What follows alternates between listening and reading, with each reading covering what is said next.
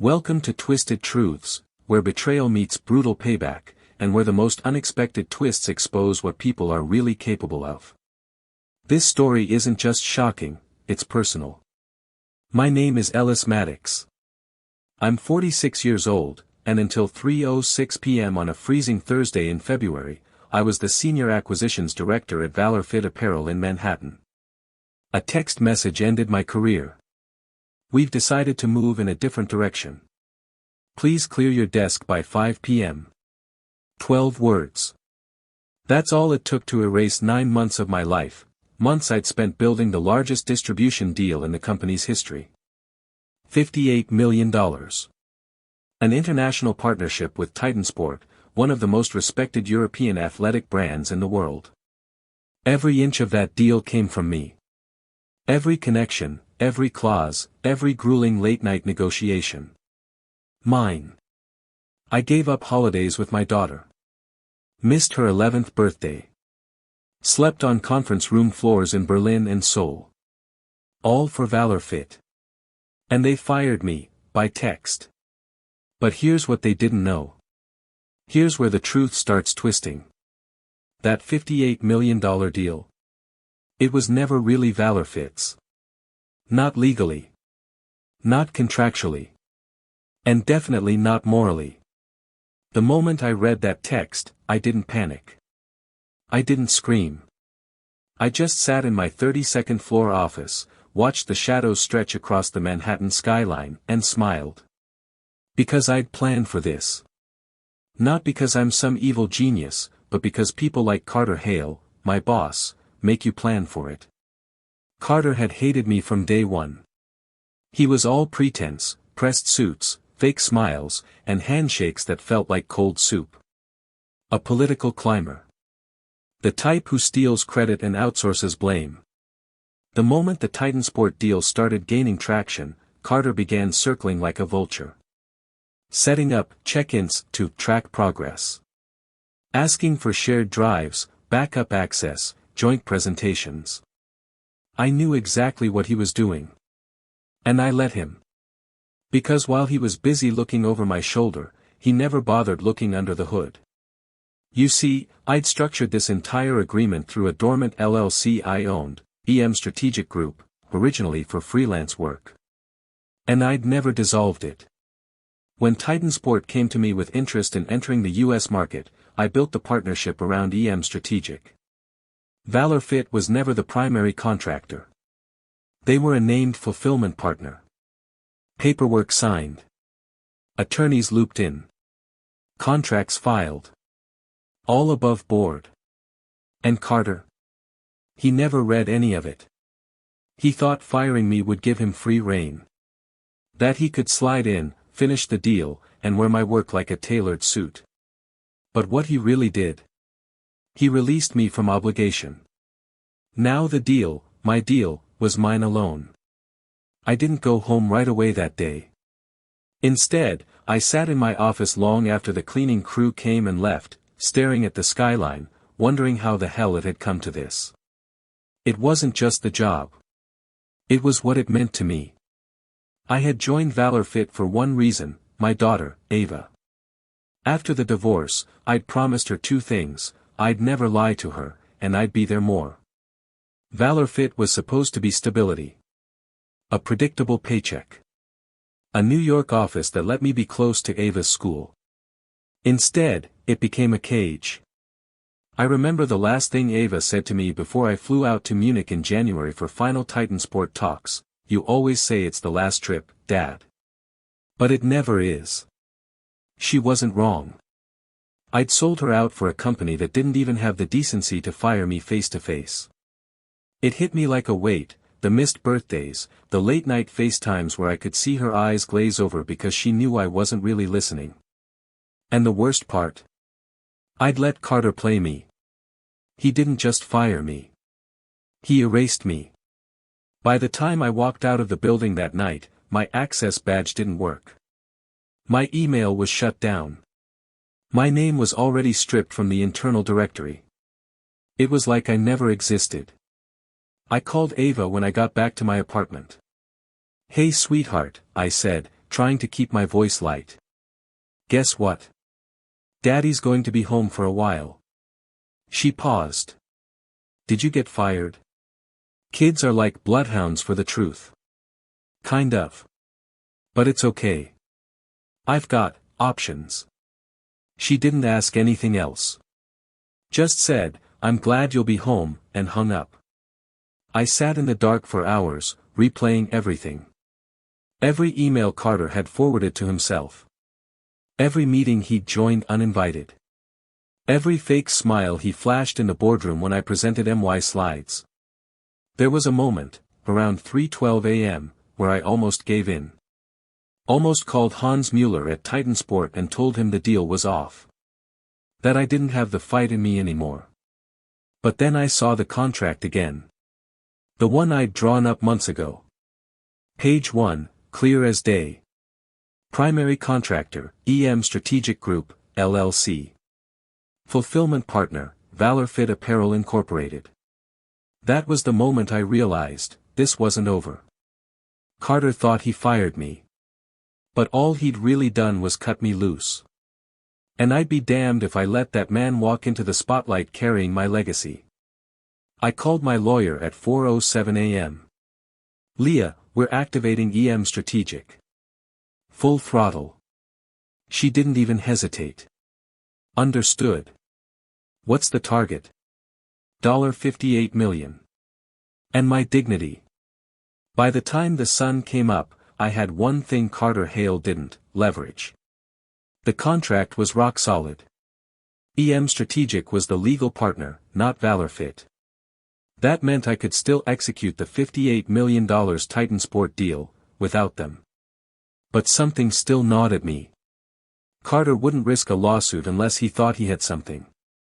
And I needed to know what he thought he had. So I called in a favor. Maya Rios used to be ValorFit's director of legal compliance before she left for greener pastures last year. She and I had stayed in touch. We weren't close friends, but she liked straight shooters, and she hated Carter with the fire of 1,000 suns. When I called, she picked up on the second ring. Ellis? Wow. You okay? I've been better, I admitted. Can I ask you something off the record? She didn't hesitate. Always. What's Carter's weakness? Legally. Silence. Then, you've heard of Paragon Fulfillment? Yeah, they were one of our secondary logistics partners. Why? They're not just partners, she said flatly. They're his brother-in-law's company. ValorFit signed them quietly 6 months ago. No board approval. No disclosure. That stopped me cold. Wait, you're saying he funneled company contracts to family without disclosing it? Exactly. He masked it through a shell company in Delaware. But I traced the LLC's registration back when I was still working there. Told HR, told the CFO. They said they'd look into it. Then I got passed over for a promotion and left. She let that hang. I leaned back, my mind racing. This was it. This was the crack in the armor I needed. Carter didn't just fire me, he buried his own landmine under the floorboards months ago. He just didn't think anyone would go looking for it. What if I told you I could get proof, she said softly. I'd say this is the beginning of a beautiful alliance. That evening, she emailed me 3 PDFs. Internal memos between Carter and Paragon. A redacted invoice trail showing inflated logistics fees. A buried clause in ValorFit's internal compliance policy requiring board disclosure of any vendor relationship over $1 million. Paragon had billed $1.7 million in Q4 alone. And no disclosure had ever been made. Boom. The man who fired me by text. He was one email away from a full-blown ethics investigation. And I hadn't even fired my first shot yet. By the time Friday morning rolled around, I wasn't just some fired employee nursing a bruised ego. I was a man with a blueprint, and a score to settle. I started simple. I called Hans Mueller at Titansport. Ellis, he said with that familiar German bluntness, is the deal still moving forward? Yes, I said. But not with ValorFit. A pause. Then, I was hoping you'd say that. Hans didn't care about ValorFit. He cared about execution, reliability, and me. I had managed every delicate negotiation across 3 continents. I'd earned their trust, not the company behind me. Can you still fulfill the distribution requirements? He asked. I can, I said, but through a new partner. EM Strategic is operational. I'll need 48 hours. We'll give you 36, he replied.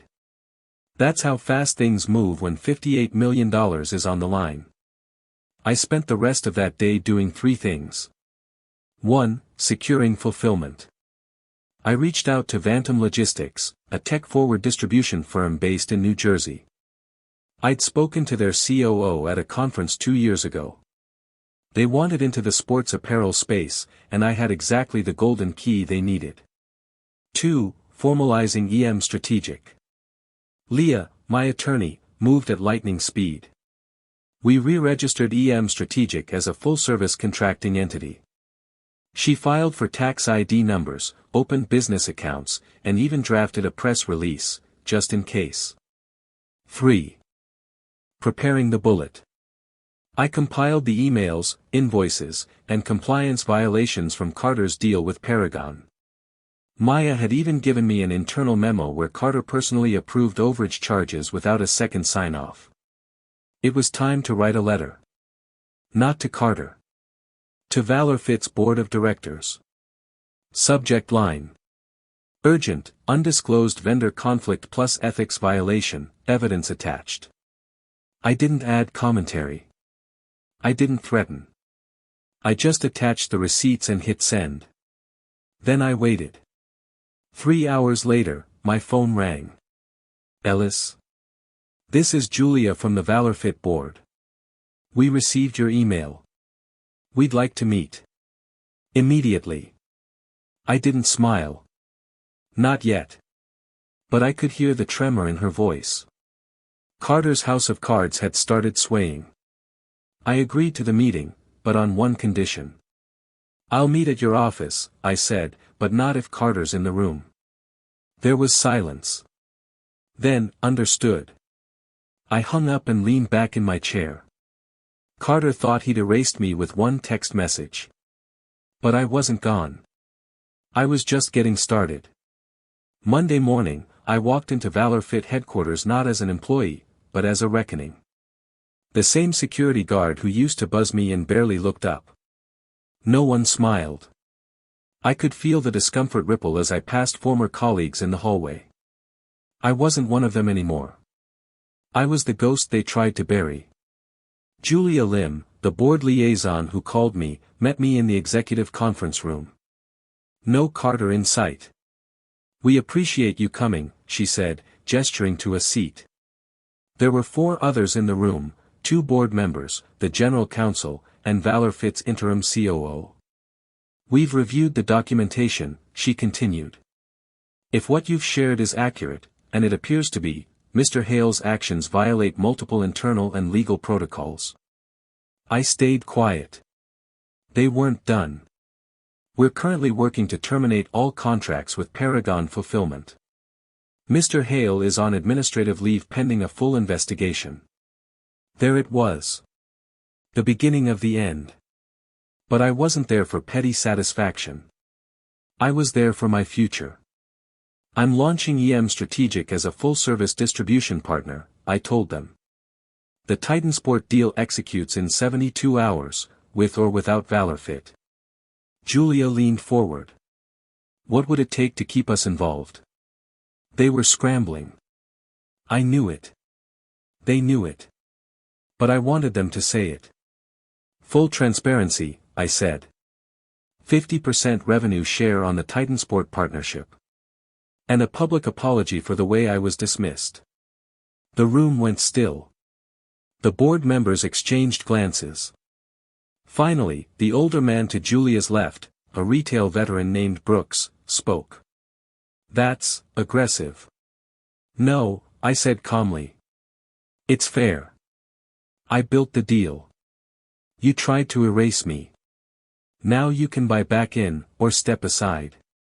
More silence. Then, we'll take it under advisement. That was enough for me.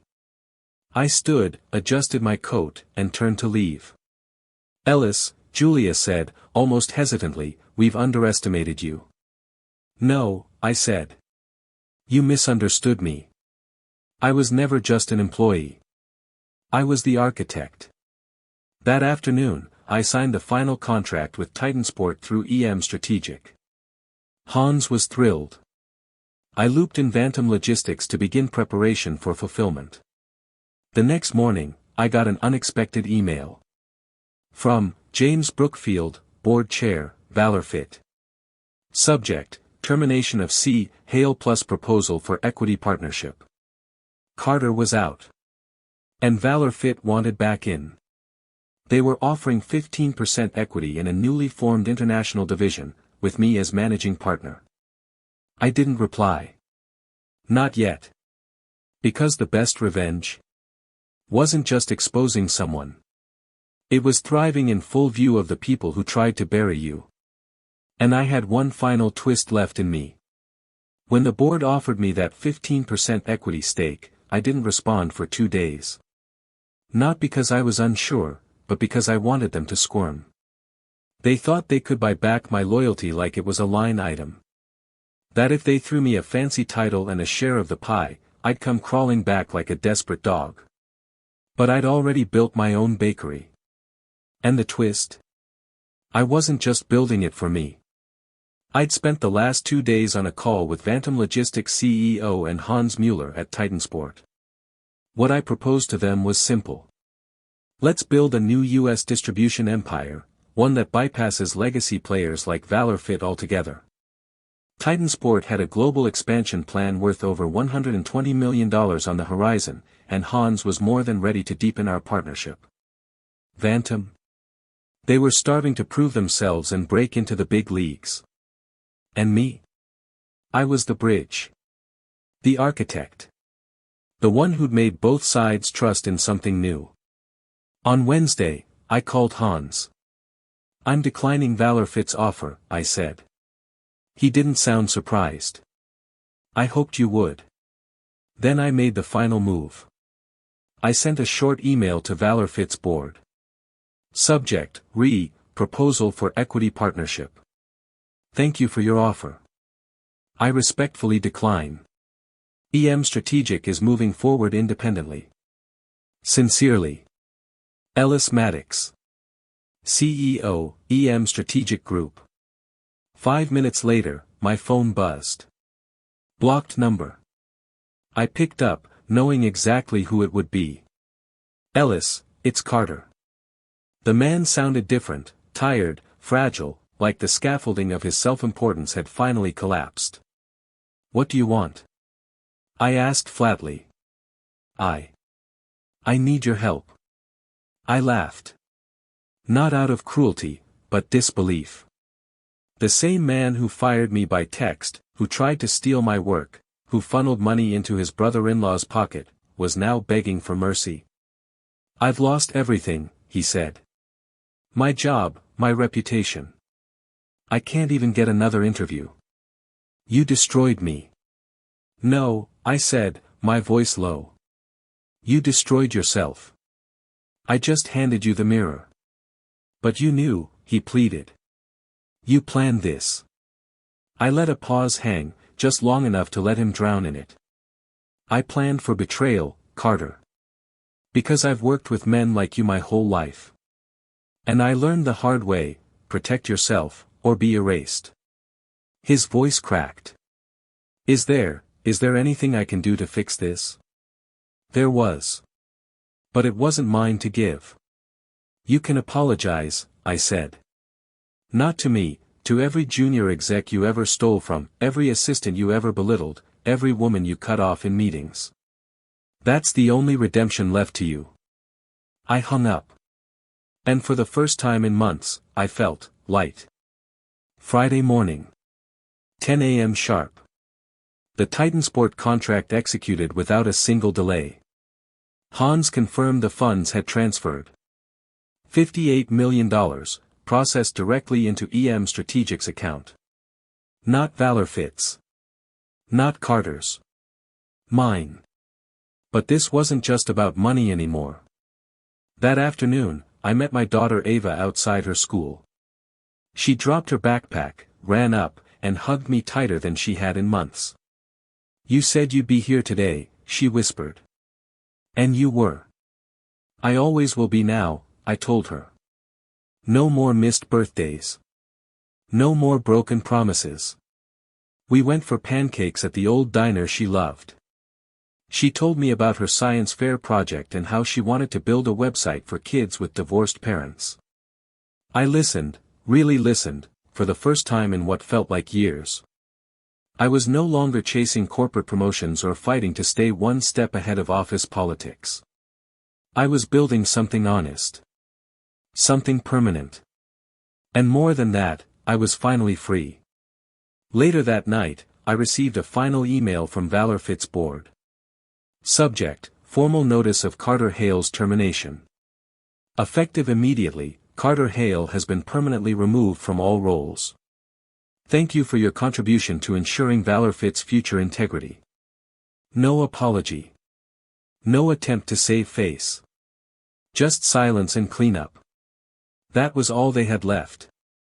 As I sat in my new office at EM Strategic the next morning, sunlight pouring in through the windows, I thought about the journey that led me here. All the 18-hour days. The betrayals. The silence after that one text message. But now. Now my phone lit up with a new message, from Hans. "Ellis, the Asia expansion is moving faster than expected. Potential $120 million. Let's talk next week." I smiled and muted my phone. Because for the first time in years, I wasn't rushing to prove myself. I wasn't waiting for someone's approval. I had built something of my own. And Carter Hale? He was just another cautionary tale in a city full of them. In the end, truth has a way of surfacing, even if it comes twisted through pain and betrayal.